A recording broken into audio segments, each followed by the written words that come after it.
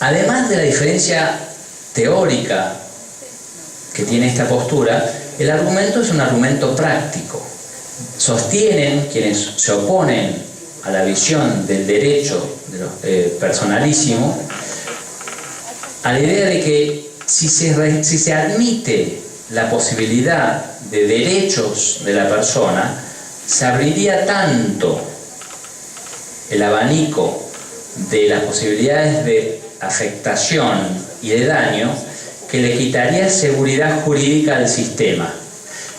Se abriría el camino a la indemnización por violación de la intimidad, por violación de la identidad, por violación de la autonomía, por violación de la integridad corporal, por violación del honor, por un montón de violaciones de la persona que quitarían seguridad al sistema, porque cada uno de nosotros tendría distintos aspectos de su personalidad al que pediría protección. Entonces, con argumentos teóricos de que la persona es sujeto y no objeto de derechos, y con argumentos prácticos de que se ampliaría el margen de indemnizaciones que quitarían seguridad al sistema, esta línea de pensamiento rechaza la posibilidad de derechos de la personalidad. En particular, rechaza la idea de un derecho a la intimidad. Para la conceptualización de este derecho se evolucionó, en particular en distintos autores occidentales, hacia la idea de que la intimidad es verdaderamente un derecho subjetivo, específico, extrapatrimonial. O sea, sostiene esta postura, que es a la que yo adhiero, que la violación a la intimidad no genera responsabilidad de fuente obligacional, sino que genera responsabilidad por violación de un derecho subjetivo, específico, extrapatrimonial, cuya existencia se puede demostrar por la facultad que tenemos para disponer de él. A ver si puedo explicar esta idea. Algunos autores dicen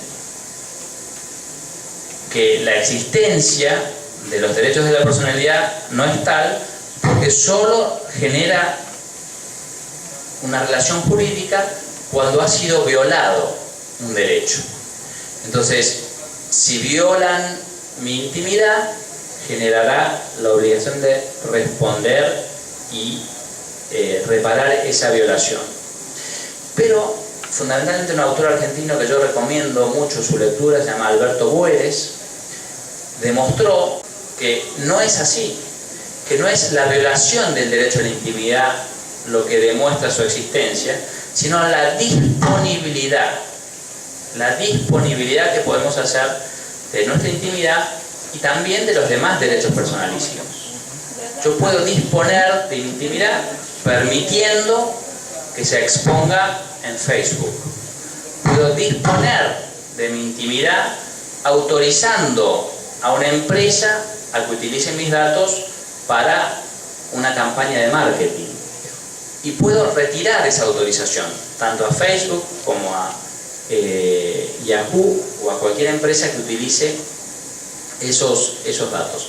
Entonces, la disponibilidad del derecho a la intimidad, como la de otros derechos personalísimos, demuestra la existencia del derecho a la intimidad como un derecho subjetivo, esto quiere decir que es un derecho de la persona, que le da facultades para exigir a todos los demás su cumplimiento y su reparación en caso de una violación. O sea que la violación de la intimidad constituye un ilícito civil que da derecho a reparación.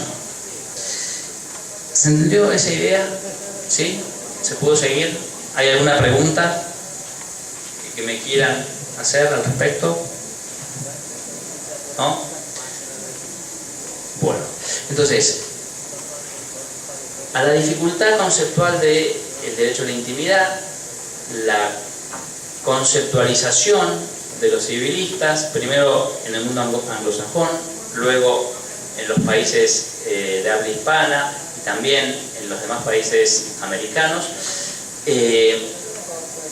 se plantea que resulta insuficiente la protección que brinda el derecho civil porque en el ámbito constitucional no existe una protección de la intimidad de la misma manera que existe una protección del derecho de libertad de expresión. A ver si puedo también transmitir esta idea. En las constituciones del siglo XVIII y siglo XIX existía la protección del derecho a la libertad de expresión y de prensa. Entonces, en la Constitución norteamericana, en la Constitución argentina, en la Constitución anterior a la brasileña, existía la libertad de prensa, pero no existía la libertad, el derecho a la intimidad. Entonces, en un conflicto de un particular con un medio de prensa que había recibido la protección del derecho civil, en una disputa constitucional, el derecho de libertad de expresión, el derecho de los medios de prensa, era un derecho jerárquicamente superior al derecho a la intimidad, con lo cual se le daba protección constitucional a los medios de prensa y no a la de las personas que habían visto violada su intimidad. Entonces, eso generó también un gran debate y un gran esfuerzo intelectual para lograr jerarquizar constitucionalmente al derecho a la intimidad para que pudiera competir con el derecho de la libertad de expresión y en particular con el derecho de libertad de prensa. De allí la famosa frase del juez norteamericano que en el caso Griswold contra Connecticut dijo que el derecho a la intimidad está en las tinieblas de la Constitución norteamericana. Si bien no está expresamente, está allí, oculto, como un derecho que es fundamental para el ejercicio de los demás derechos de la Constitución norteamericana. El famoso caso es del año 65, es un caso respecto de una ley del estado de Connecticut que prohibía la distribución y comercialización de profilácticos. El señor Griswold consideró que esa disposición del estado de Connecticut era violatorio de su intimidad, de su autonomía, para resolver sobre qué estilo de vida quería tener. Y la Corte Suprema norteamericana le dio la razón y declaró inconstitucional la ley del estado de Connecticut que prohibía esa disposición. Pero fíjense que la fuente y la visión constitucional de la Corte norteamericana es respecto de la autonomía.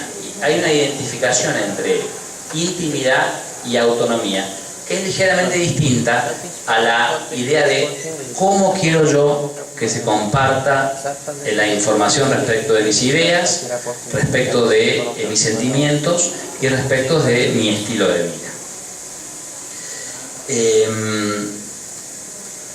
En los derechos, en las doctrinas más recientes de constitucionalistas occidentales, el derecho a la intimidad tuvo también cierta dificultad en ser conceptualizada porque se identificaba a las actividades íntimas como aquellas actividades que estaban realizadas en privado. O sea, será íntimo lo que cada uno de ustedes haga en la soledad de su habitación, pero en la medida que salgan a la calle ya no van a poder tener actividades privadas.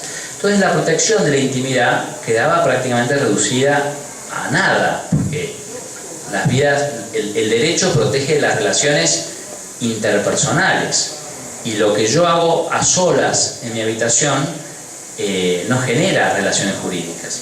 Entonces la doctrina jurisprudencial y doctrinal fue avanzando hacia una conceptualización de la intimidad no como lo realizado en privado, sino ya a lo que genera entre las relaciones interpersonales.